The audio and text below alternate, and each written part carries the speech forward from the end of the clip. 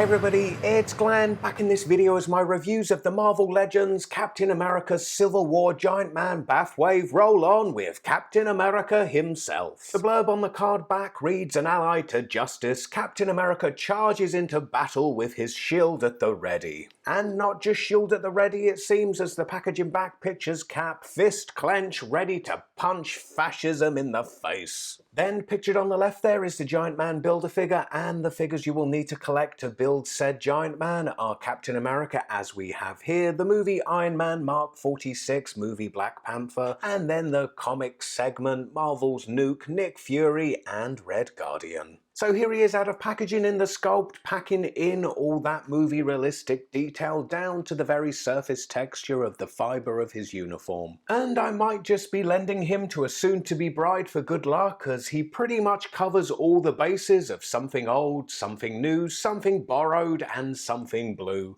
Well, something red, white, and blue as the case is here. Then something borrowed as, oi bride, post vows I want him back. Something new as he is in the latest wave of Marvel Legends, but also something old as he's been around the toy block a time or two. Yep, if you're experiencing deja vu, worry thee not, as he is in fact a reissue, albeit differently decoed, of the Thanos Build-A-Figure wave Captain America from last year. Further still, if you're experiencing deja vu, then still no need to panic, as these two are in fact largely the same as the movie Captain America that came out in the Mandroid Bath wave at the time of the Captain America Winter Soldier movie's release. Now, the Winter Soldier version on the right of the screen has a torso which is unique in sculpt to the other two. It's noticeable looking from behind too, with the Winter Soldier Cap having a more triangulated torso and a different placement of the straps. Yet while our new Cap here in the middle is identical to the version on the left of the screen, the different colour plastic used and the deco does create a different atmosphere for him. So if you're after a more classical comic book brightness, you'd be better off with the previous version on the left, as this new one, its more muted blue and red, is perhaps more of the real world, and in a way is appropriately sandwiched between the other two versions, as I feel it bridges the gap in tone between them. But then that's being spoken by the optimist in me, and I probably am just sugarcoating, shelling out for pretty much the exact same figure just to get the bath part.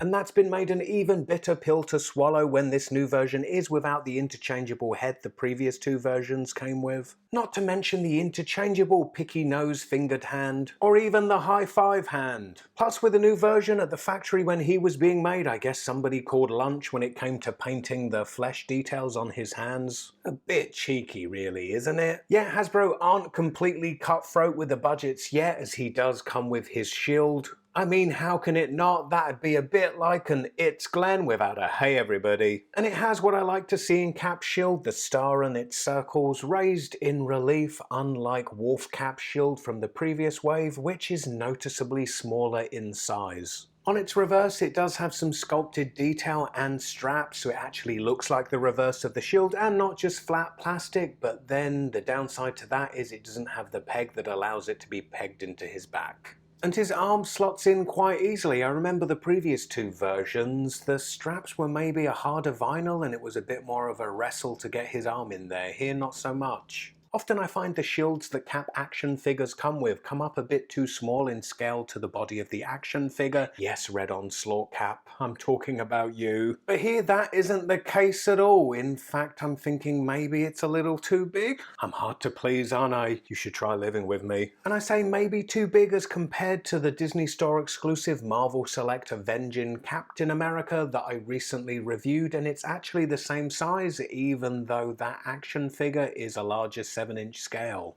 Underoos! Sure, why not? I'll jump on that bandwagon. However, this isn't the Pizza Spider-Man, this is the Disney Store exclusive Marvel Select Spectacular Spider-Man, because frankly, it's better articulated than the Marvel Legends version. Don't believe me? Then you can click this link to check out that action figure comparison. Now looking at articulation, his head rotates side to side. He's able to look down this much on the left there, and then up this much on the right. At the shoulder, his arm rotates. It also hinges up to more than a right angle to his body. There's upper arm rotation, followed by a double jointed elbow. Then at the wrist, his hands rotate, and they're also hinged, moving the hand down and also up. There's waist rotation, followed by an ab crunch, which moves this far forward and then it moves this far back. At the hips, his legs don't move particularly out very far, and then they move this far forward and very slightly back. There's upper leg rotation followed by a double jointed knee. Then there's rotation there at the top of the boot, and at the ankles his feet are hinged, moving the feet backwards and forwards, and he has that ankle rocker pivot that I love. And taking full advantage of that ankle pivot, this is him stood at his widest stance possible, still with both feet flat on the floor. Yet it's the hip articulation and not the ankle pivot that limit the wideness of his stance. So all things considered, and I can't lie, I'd have much rather have to buy something fresher than this cap to complete my Giant Man bath. Yet selflessly, I will say that for any line to survive, it's important it takes on new collectors. And for those not been around a while, this movie cap is a good entry point for those new collectors. It's a shame that that has to be at the expense of long-term collectors who with this cap have essentially been there and done that. Yet it's better to be part of a bigger, growing community of collectors than one that would otherwise dwindle and die. Anyway, click this video if you missed my look at the Black Panther from this very same wave, and as ever, to ensure the reviews roll on, please give this video a big thumbs up, and I hope to see you all next time. Bye.